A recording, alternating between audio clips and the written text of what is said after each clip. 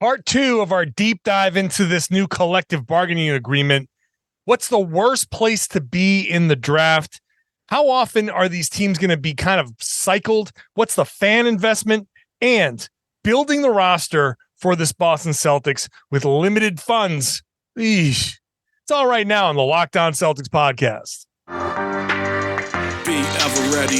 Recognize the city of champs. Boston, baby, we do what you can't.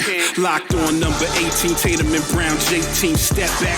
We gon' wet that and slay teams. Of course, the Celtics, who else could it be? Screaming like KG with the Larry O.B. Karalis above average, assessing the team status. Best daily pod, no cap, salary matching. Clutch like Birddogs DJ, keep John on replay. Prime time, dapping up the truth on the sideline. Raining J's, how it started, raising banners, how we finished. Locked on Celtics pod, home of the winners. B. Hey there, welcome back to the Locked On Celtics podcast, right here on the Locked On Podcast Network, where it's your team every day. And I'm here for you every day, Monday through Friday, with a free, fresh podcast dropped directly to your device if you're a subscriber. So open up your favorite podcasting app, click subscribe, get this show as soon as it publishes. Same thing on YouTube. Go there, ring the bell. Hop into the comment section too. Let me know what you think of this new collective bargaining agreement that we're trying very, very desperately to explain. So I've broken up my very long conversation with Keith Smith of Spotrac into 3 podcasts. I decided to go 3 podcasts instead of 2, mainly because the Sam Cassell stuff took a big chunk out of that first. So it was going to be 2 long podcasts. So I made it 3 kind of more reasonably sized podcasts. This way, you can absorb the information and hopefully understand this a little bit better. It's a very fluid situation too. The final document still has not been written. So there may be some new wrinkles thrown in there that we'll have to come back and do a follow-up podcast and say, oh, by the way, they added this and this is better and this is worse. If you can't tell, you will be able to tell in this podcast how much I hate this new collective bargaining agreement. Today's show is brought to you by Gametime. The Gametime app will get you $20 off your first purchase on last-minute tickets. Download the Gametime app, create an account, use the code LOCKEDONNBA to get that $20 off. Last-minute tickets, lowest price guaranteed. All right, let's just dive into it, right? It's Keith, me. We had this conversation. Keith's from Spotrac. He knows what he's talking about when it comes to this stuff. Part 2 of our collective bargaining agreement conversation and how this impacts the Celtics. These new limitations essentially say, once you cross this threshold, you are done making moves. Brad Stevens, take a vacation. If this is the team, you can't do nothing. You just do nothing. It's so limited. Actually, what it does is makes his job significantly harder because you can't make certain trades. You can't say, hey, we're going to salary dump this guy. We're going to readjust on the fly and, make these moves, do a 2-for-1 or like consolidate the end of the bench for some help. Yeah. The Malcolm Brogdon trade doesn't happen. That could not happen. Yeah. Right. Yeah. That absolutely could not happen. It also makes the job that much harder and that much more important on 2 other groups of people within a front office. And that's your draft scouts. So because you basically, the importance on nailing your draft picks goes way up. And then the other piece is your pro personnel scouts. So your guys these guys are already pros, but they're playing in the G League or they're playing overseas. The guys we in general have thought of them as camp filler kind of guys or end of the roster filler. Those guys become even more important because instead of 2 guys at the end of your roster, there may be men 10 through 15 on your roster going forward because that may be all you have to fill your roster out with. So that's the other piece. Both of those sides become really, really important. And the teams that kind of consistently win on the edges in those areas, they're going to have a massive advantage. Those talent evaluators become, arguably some of the most important people in the NBA because you have to win on the edges in this new CBA. You're going to have to, like the Sam Hauser contract. That type of deal has to be a home run. Yeah. And because that's the type of guy you're going to need to lock in at just above the minimum, get them to agree to I feel like all of a sudden the second round and the undrafted part of the draft becomes increasingly more important, because the first round is actually, as I'm processing this, it's almost like the middle to the end of the first round is the worst place to be now, because you're locked into a slot. You're locked into multiple years of that slot. And if you're an expensive team, you kind of don't want to, and as the cap goes up and the percentage of that goes up, that's a big number. I feel like that's going to be a hard place outside of the lottery. You're going to have the lottery teams, and even in the lottery is going to be a little bit of a crapshoot. Outside of the lottery into the second round is going to be hell for teams, because you're going to be drafting guys that are absolutely positively have to be on your team, and you are committed to those salaries for multiple years. Second round is going to be, hey, we're going to do long-term contracts based on this. We're going to do non-guarantees. We're going to do all this other stuff that we can kind of play with to get us that flexibility. Boy, I think somebody who gets picks 25 through 30, or like the very end, those good teams, it's going to be a race to kind of trade those picks. No, who's going to want those picks? Yeah, there's always been the joke, right? You'd rather be picking at 31 to 35 than 25 to 30, because you're not locked in to the contract then, right? You can still get the same general level of player in that 10 pick range, but you're not locked into the 4-year rookie scale contract. Now, the other thing is you can't get them wrong, because if you get them wrong, that becomes even worse dead salary on your roster than it was previous. And I think what you're going to see this lead to kind of the short-term nature of team building, I think we will see an increase in rookie scale team options being declined. Now, it's pretty rare, and quite often it becomes a mistake. Teams give up on guys too early. Put this on the camera. Can I say off rookie deals sooner? I wrote that down earlier. Yep. Yeah, whether you trade those guys away or you just say, nope, going into the third year, they haven't shown enough in years 1 and 2. See you later. We're cutting them loose and off we go. Those are going to be the kind of unintended consequences that we'll see as well, because you 100%. Have to continue to be able to cycle your roster, and clearing out that $5 to $7 million. That may be the difference between, all right, now we're out of the super tax. We have the breathing room. Yeah, right? We can start to do a few other things that we couldn't do otherwise, with that. And that's a huge thing too. I don't like it. I don't like it for the league. Obviously, I don't like it for the Celtics. I don't like it for the league. I think this is going to have, they're going to go through this 2-3 years in. They're going to be like, oh my God, this is going to be an incredible stretch of NBA history. I'm just saying it up front. We're gonna be 3 years into this deal, and I think all these teams are going to start to hate it. And you're going to get a team like OKC, small market team, that's going to have a lot of young players coming up for contracts. OKC has not even been, have they paid the tax? What, once? Yeah, a long time ago. Yep. Yeah. So is OKC going to pay the tax? Forget super tax. Are they going to pay the tax? And are they going to get up to the level of increasingly, they're not going to get into the repeater. That's for damn sure. They're not paying $7.75 per dollar to keep a roster together.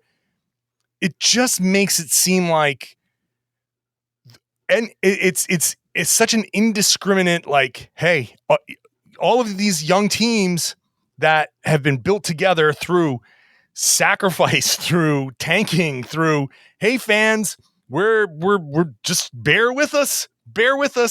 Now all of these guys are coming up for their deals, and it's going to be like, ooh, yeah, well, this would have been a fun team if we could have kept them, but see ya, Shai Gilgeous-Alexander. It's just too expensive. We got to go with the younger guys. You're priced out.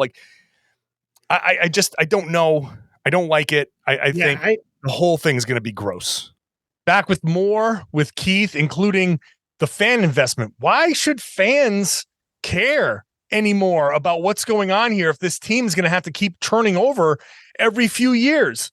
We'll explore that coming up. First, today's show is brought to you by Gametime. You're looking for something to do. Maybe you want to go check out a Red Sox game on a whim or something else if you don't want to go watch bad baseball. So check out the Gametime app. You can buy tickets to your favorite event, and it shouldn't be stressful. It won't be stressful on the Gametime app, and you can buy tickets to anything, sports, music, comedy, theater, anything near you. And Boston has a lot to offer, so check out the killer deals on last-minute tickets with the best price guarantee. You can stop stressing over the tickets and start getting hyped for the fun that you'll have. There are flash deals. They're easy to find and buy. You get views of the seats so you can tell where you're sitting, what your view is going to be. It's a pretty cool app. So don't worry about planning months in advance. Gametime has deals on tickets right now up to the day of the event. So go check it out. They've got the Gametime guarantee, which means you're always going to get the best price. If you find tickets in the same section and row for less, Gametime will give you 110% of the difference.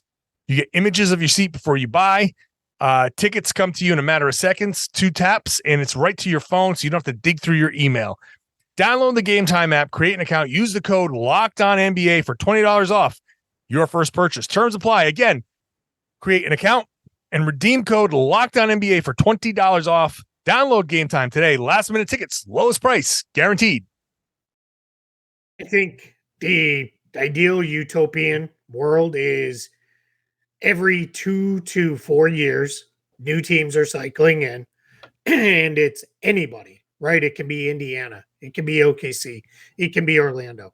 It can be Golden State. It can be Brooklyn. It can be New York. It can be the most expensive team. But every 2 to 4 years, teams are cycling through, and nobody sits in the bottom too long, and nobody sits at the top too long, unless it's just gross mismanagement, right? Yeah. Like what the Clippers you and I grew up on, right? Like they were never going to be good no matter what, right? They just, right. And that was almost on purpose. The Elgin Baylor yes. Clippers. And Donald Sterling's directive. Yes. Let's not send somebody to UCLA. That's too far away to scout. That's 2 miles down the road. We can't do it, right? That kind of nonsense. So you've got that part of it. The other thing that I think that's the ideal utopian NBA version, right? As teams are just constantly cycling through and everybody really has a chance. I think the reality is, I think there is a chance this drives an even further divide between the most able to spend ownership groups and the ones who just won't. Now, they lose some of the stuff. You can no longer sit $25 million under the salary floor and then say, please give me my luxury tax check. Thank you. I appreciate it. Let's move forward. That has been eliminated. They are going to force those teams to spend more money. You won't share if you don't hit salary floors. You don't get a chunk of that money. But I don't think you are slowing down to the point Steve Ballmer has a limit, right? There's going to be a point where he did not get to be a billionaire businessman by luck. And there's going to be a point where he's like, all right, we've gone too far now. Let's dial this back. Let's bring it back under control some. But it's still, there's that we haven't found that number yet. And that's still miles upon miles between him and one of these other teams that, maybe we'll cycle through occasionally. So I think what's going to happen is these rich ownership groups that are like, all I care about is winning a title so I can lord it over everybody because this is my hobby. And if I'm not spending on this, I'm going to spend it on one more, $200 million yacht. Like, I don't care. Like, I'll spend it here. They're going to keep doing it. Now, they'll be limited and their front offices are going to have to work really, really hard to build those teams out, but they're going to keep doing it because they can, so I don't think this is going to close that gap the way they're truly intending. I think what it does is it closes the gaps between the Celtics, Bucks of the world of we'll pay the tax on occasion, but we're not going to pay it every single year. Now I think you've tightened that up, but I think those super expensive teams, I think they're still going to exist because I don't see any reason why they wouldn't. All right. I'm going to throw this out there. You don't have to respond. I'm just kind of spitballing. Is this going to ultimately depress the value of franchises? Because if I'm super rich billionaire, right? I sold my tech company and, I'm the next Mark Cuban and I walk in and I give the Celtics ownership group $4 billion. And I take a team and they go, well, our championship window is very small now. Our ability to spend is very limited. If you want to be a good team, you're going to have to spend a ton of your own money to like really kind of, because here's the luxury tax rates. You're like, oh, damn. I've already spent billions of dollars. You're asking me to spend hundreds of millions on a roster, and you're telling me that once you get close, you're no longer able to make moves. You're going to have to blow this thing up within a couple years anyway. So the money that I'm spending as an owner is much less guaranteed, or I feel less likely that I'm going to win a championship. Why am I getting into this business? Like you just said, I'm here. I'm an egomaniac. Don't take that out of context. Don't cut that up and share that on Twitter. It's already too late. But I'm the egomaniac owner. I want to win championships and lord it over my friends. Here's my $4 billion. And now it's like, oh, hey, here's your championship window. Boom, it's closed. Well, what are we doing here? I think as an owner, your mindset needs to be, instead of buying a mansion and investing a ton of money into it and making it the best mansion where I'm going to stay forever, I'm constantly flipping houses.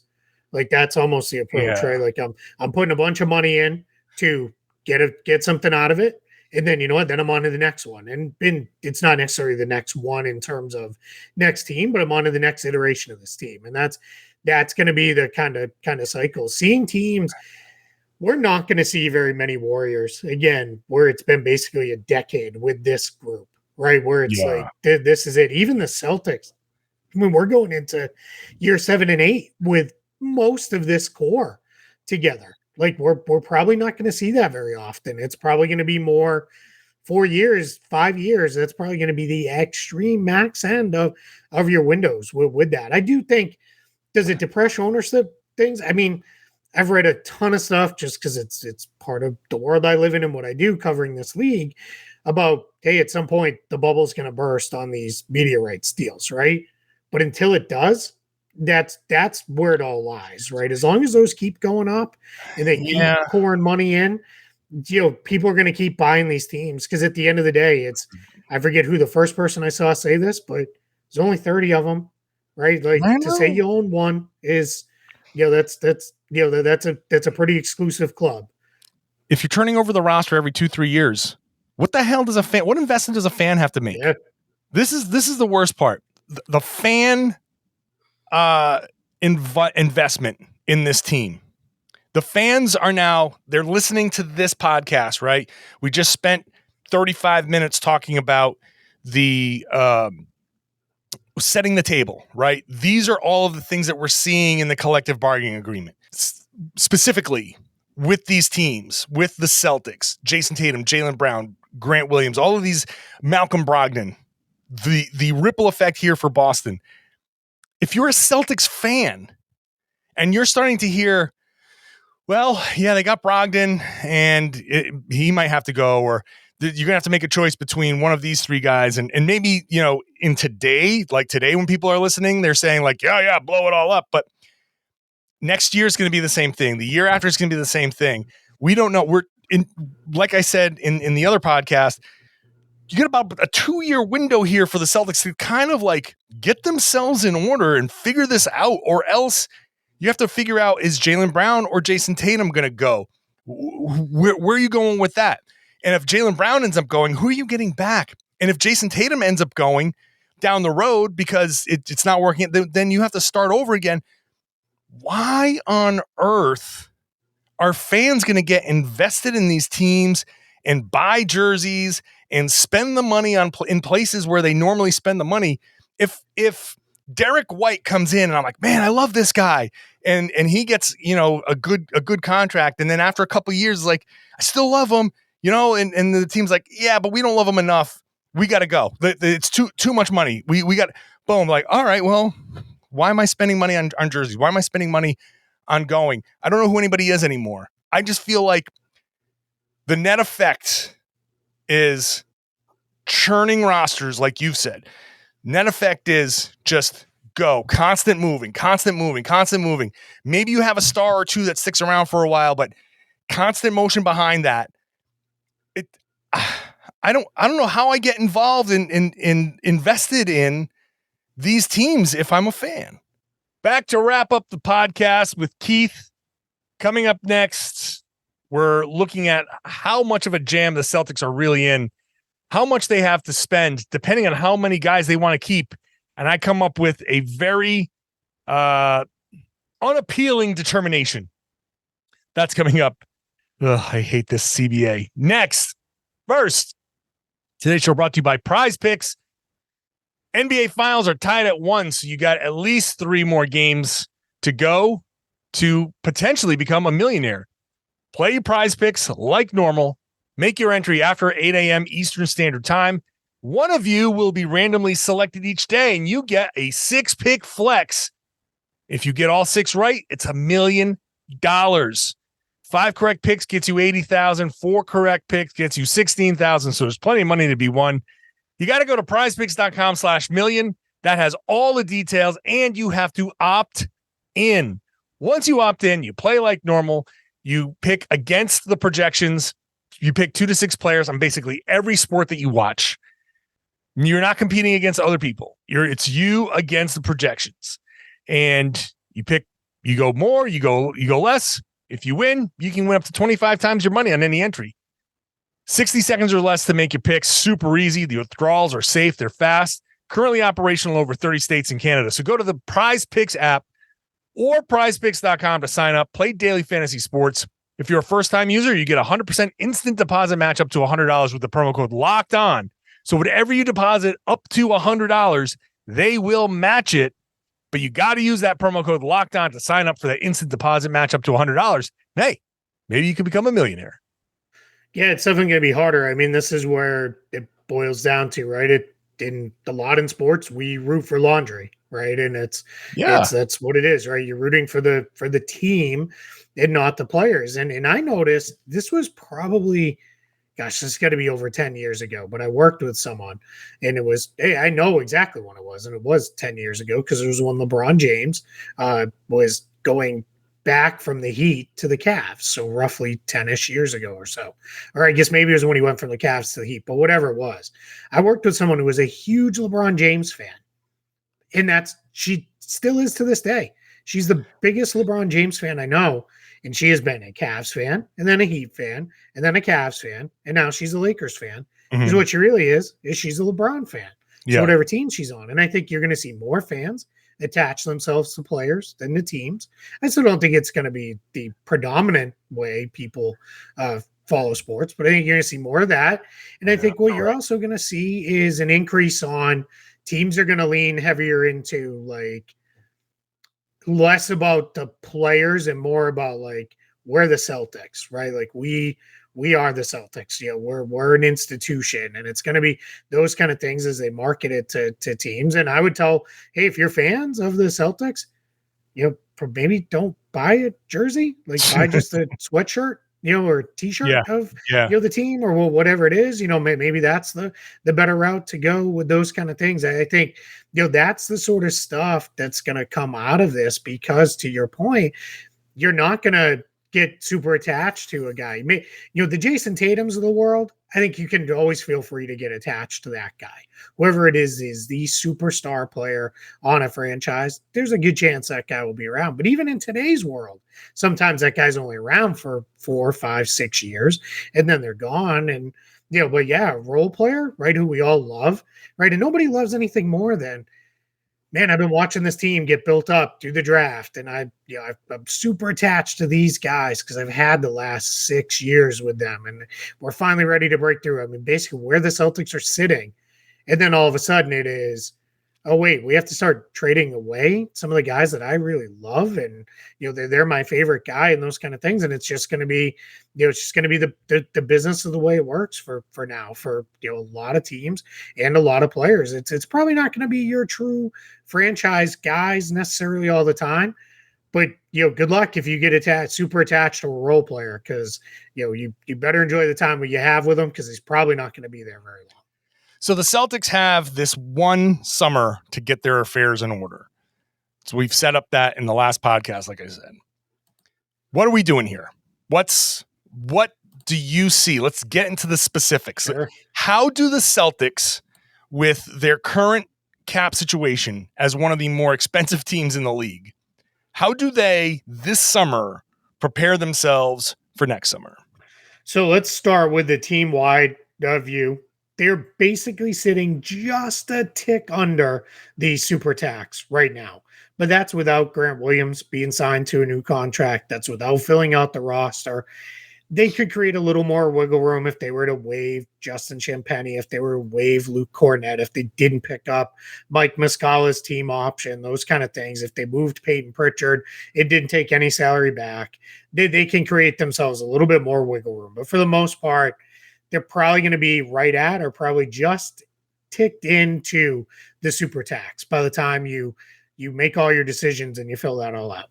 Now, when we get to individual players, this is super important because I still feel like, even though I think we've all said it till we're blue in the face, it's worth saying it one more time. Jaylen Brown is not a free agent this summer. He is under contract to the Celtics next year for almost $32 million.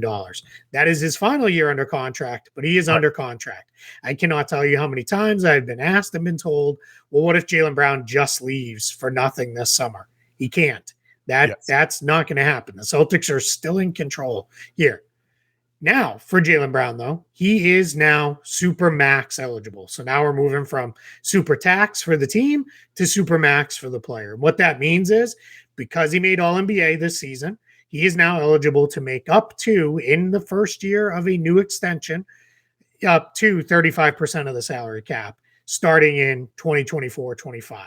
That 35% of the cap right now projects to $50 million, basically. It's slightly over that, but just call it $50 million.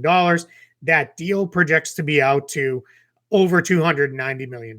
If the cap goes up more than what we think, then that could jump up to, up into the range of, $300 million total and start out, somewhere probably just south of $55 million. So that's what the Celtics can offer him, right? I know, right? It's mind-blowing. Big money, man. That's the realities of the economics of the NBA. So that's just Jaylen Brown. So now if we take Jaylen Brown and let's say the Celtics say, you know what, we got to do it. We got to keep Jaylen Brown around. He's our guy. We got to have him here on the Celtics. They would be starting that 24 season. Now, remember, in the last show, in the first half of the podcast, we said that's when everything gets super punitive, right? That's when everything gets really, really tough is next season. So let's say Jaylen Brown signed on that. Al Horford, Malcolm Brogdon under contract, Marcus Smart, Jayson Tatum, Derek White, Robert Williams. That's 7 players at $169.3 million. The super tax line projects to be roughly for that season $191 million. $22 million sounds pretty good till you realize I just said that's only 7 players. Yeah. So you've still got 8 roster spots to fill with $22 million. That isn't very much to do it with. You'd have a draft pick, presumably, that you'll have come in. We all hope in the very late 20s, right? So that'll drop in there. So then call that $2.5 million-ish in range. That'll drop in, and then you're in. Now you're talking, all right, there, and that's 8 guys. I still get 7 spots to fill out with roughly $20 million. But all I'm looking at is minimum contracts, unless I've re-signed Grant Williams too. Let's say I gave Grant Williams a deal that's worth $15 million in that season. Now I'm basically almost there, and then Danilo Gallinari is a free agent by then. You end up with all sorts of stuff that adds up to. It becomes really, really hard. I'm going to take it one step further.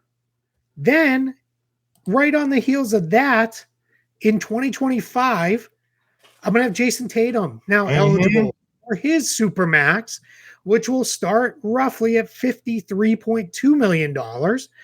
That's 35% of the cap. So I'm on to Jaylen Brown and Jayson Tatum making well over $100 million combined between the two of them for 2 players against the cap that'll probably be $150 million or so. But I'm talking $50 million for 13 spots. And it just gets that much harder. That's why when you hear people saying it is not all about Jaylen Brown, the basketball player, whether he should be back on the Celtics or not. A lot of it comes down to, can you have these two guys rostered at $100 million plus for a period of what would be overlapping about 4 seasons together for that amount of money? Can you? I mean, it sounds great, right? To start with Jaylen Brown and Jayson Tatum in their prime years and all of that stuff. But we've proven they can't win a title by themselves. So you got to have good players around them, and that's going to be the problem. Can you get enough good players around them when they're at, with all the restrictions you'll have on how you build out the rest of that team? All right. Let me choke down this bile and get to business here. Yep. Let's start with, you're going to have to tinker around the edges. So it's obvious. This summer, they're going to have to find a way off a bigger contract. Yep. It is what it is when it comes to this CBA.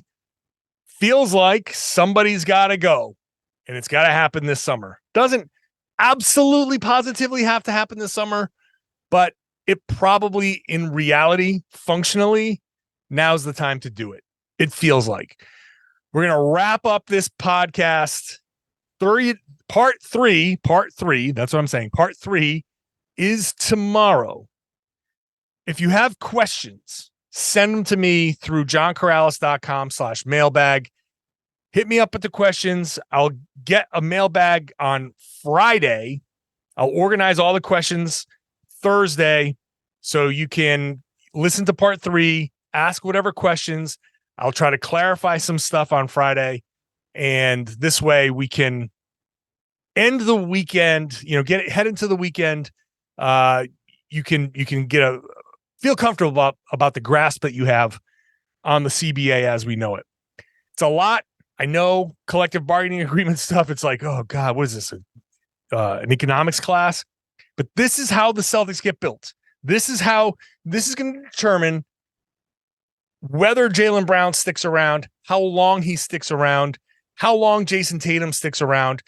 When do they have to break up this team? Because they're going to have to break up this team somehow. How does that look? That's all part of these shows. So hopefully you're enjoying it. Subscribe to the podcast if you're new. And if you're not, then you are one of the everydayers. You're one of our regular listeners who I really, really do appreciate. So thank you for that. I'd love it if you shared the podcast.